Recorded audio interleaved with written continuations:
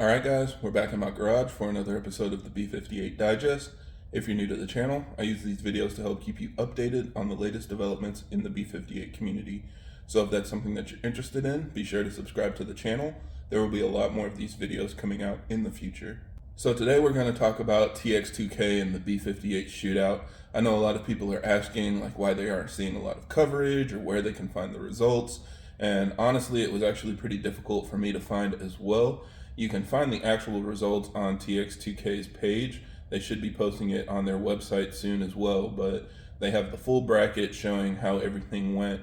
And basically it just indicates that we had a similar situation to last year. And honestly, this was the whole premise behind the 58 Shootout. They wanted everybody to be able to jump in and try out and make it as equal of a playing field as possible. And even though there are a lot of very fast Supras, there are also a lot of very fast BMWs that would have been competitive in this competition. Now, unfortunately, a lot of the BMWs that were planning on going weren't able to make it.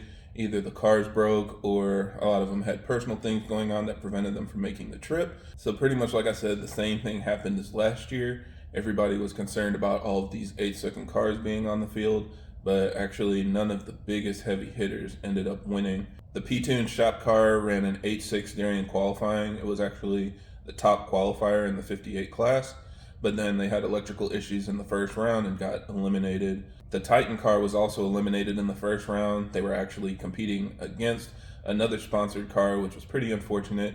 I think they had a bad launch. I wasn't able to actually see the pass, but just based on the time slip, they ran a 12-second ET, but they trapped over 150 miles an hour. So something definitely happened there. And then a lot of people were looking for Mike Body, and his car did run multiple 8-second passes.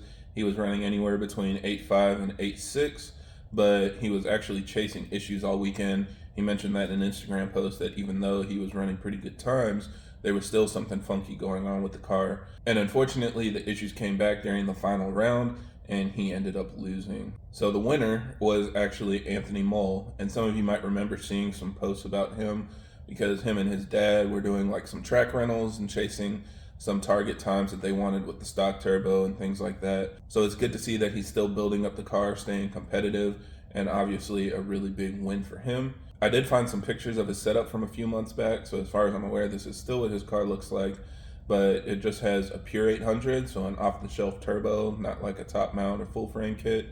He's spraying nitrous, and then he also has a Titan built engine and transmission. It's a 3.2 liter, so it has the stroker kit in there. And the last dyno that I saw, he was running in the high 800s, so around 850 to 900 wheel horsepower. And his passes were getting faster and faster.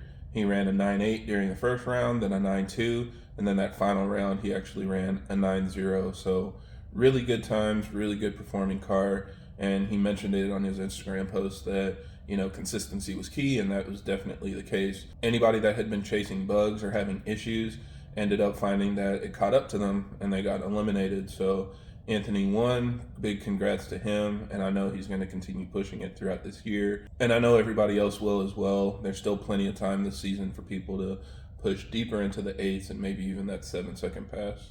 Now, if you're looking for more coverage, most of the passes are posted on the pages for each of the shops, so you can go to their Instagram or Facebook and see some of the passes that their cars made. Also, 1320 Video has a full day 4 video on their channel, and that shows several of the passes in there as well. So anyway, that's it for this video. Thank you guys for watching, and I hope this helps. And if you have any other questions or comments, leave them down below.